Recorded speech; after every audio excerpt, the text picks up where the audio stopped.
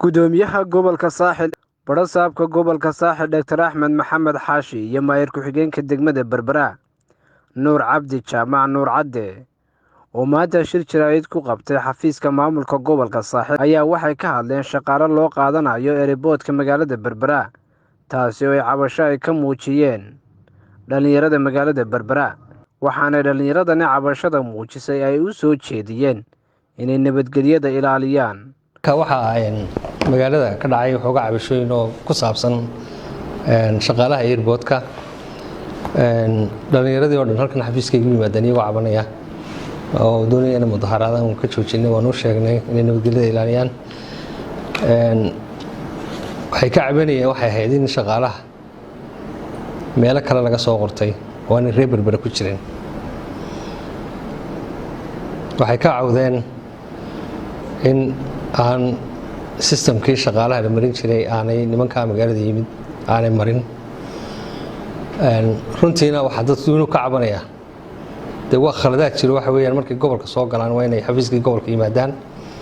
waa inay nidaamkii shaqada la marin jiray la mariyaa waa inay sidii imtixaanaadka loo qaadi jiray waa inay noqotahay oo caadiya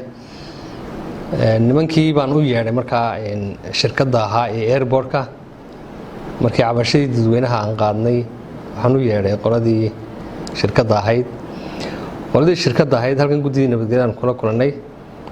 waxaan ugu wararnay inay dee waddo khaladana mareen xaaladda jirtaana ay tahay xaaladda imika taagan khaladkoodii way qaateen khaladkoodii markay qaateen saaka way soo ambabaxeen way noqdeen waxay yidhaaheen markaanu soo noqonayno annagu nidaamka shaqadu tahay baanu ku shaqaynayna shaqaale aanu gaar u qaadanayno iyo muxuu ahaayey aanay dowladdu nala ogeyn iyo ma aan nidaamkeedii marin qaadanba mayno bay yidhaaheen aan iswaraysanay waxaa noo caddaatay oo ay noo warrameen xogtii waxaanay noo sheegeen inay interviewga qaadeen in ay gobolka iyo nidaamka iyo procedure-kan ay tixgelinayaan in ay diyaar u yihiin in ay gobolka iyo degmadaba la shaqeeyaan waxaanay noo sheegeen in interviewga ay qaadeen ilaa iyo hadda aanay wax officiala qaadanin laakiin ay sii wadi doonaan bacda ciidka insha allahu tacaala waxaan isla garannay in mar walba priority-ga magaalada iyo gobolku ay leeyihiin cabdirasaaq qaasim jaamac wararka telefishinka saab magaalada Berbera hadda waan jimicsadaa caafimaadka charger ma haysaa xaajo tiyarad iskuulkii maad geysay charger ma haysaa charger ma haysaa charger casuumaddii baan joogaa casuumaddii sug halo charger ma haysaan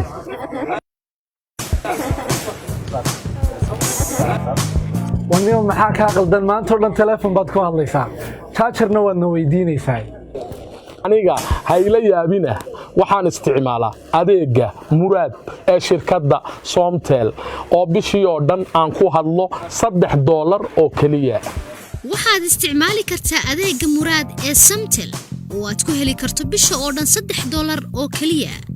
hadal oo hadaalin